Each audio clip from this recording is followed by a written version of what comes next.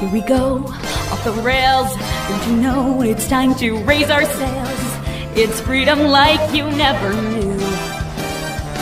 Don't need bags or a pass. Say the word, I'll be there in a flash. You could say my hat is off to you.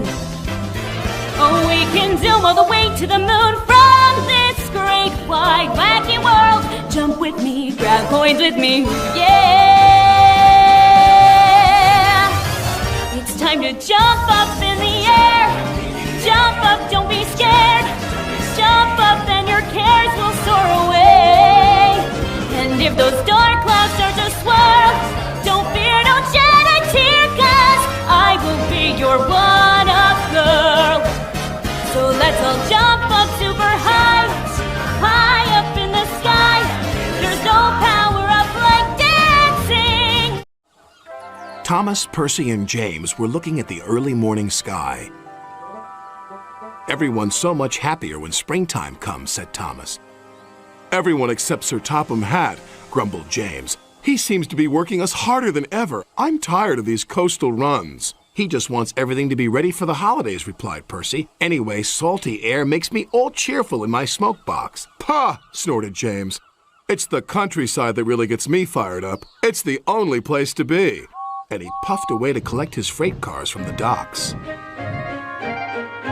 Thomas and Percy had to take some empty freight cars to the scrap yards. In a siding, they saw an old coach. She looked very sad. "What are you doing here?" "They called me Old Slow Coach and told me I wasn't useful anymore. Now only the mice ride in me."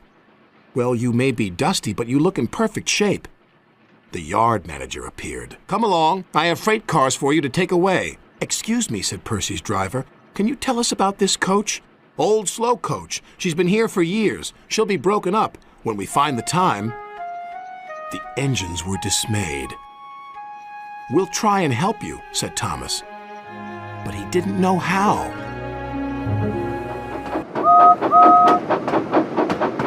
Meanwhile, James was enjoying himself.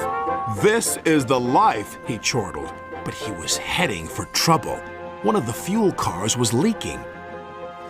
Then, suddenly, it caught fire.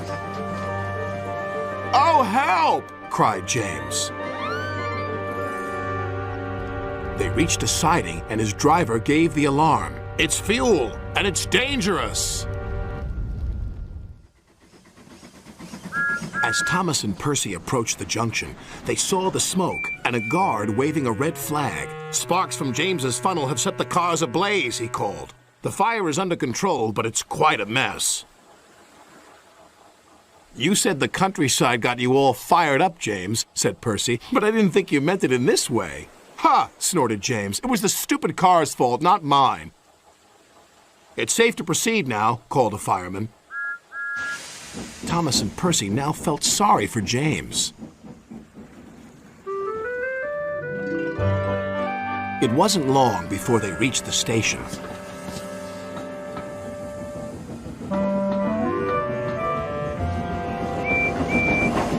Later, as they were having a long drink at the water towers, they suddenly heard a commotion. "What's the matter?" Thomas asked. "It's another fire at the workman's hut," replied Thomas's driver. "We better see what we can do."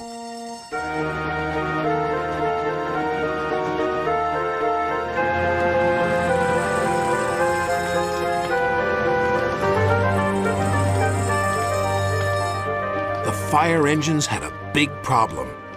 "We are completely out of water," cried a fireman. "We can't use seawater because it clogs our works. You'll just have to let that building burn." Then Thomas had an idea. "Why don't you use the water in our tanks? We've just refilled them." The firemen wasted no time. "You're very clever engines," chuckled their drivers. Soon the fire was out, but the hut where the workmen lived was destroyed. "The men can't sleep on the beach," said the foreman.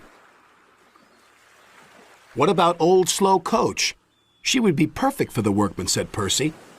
"Comfy, too," added Thomas. "What a good idea, Percy," said his driver. They phoned Sir Topham Hatt, who agreed. She'll be spick and span by the time you collect her. And she was, and very happy too. I can't thank you enough. I feel splendid. The engines buffered up to her, and she set off happily for her new home.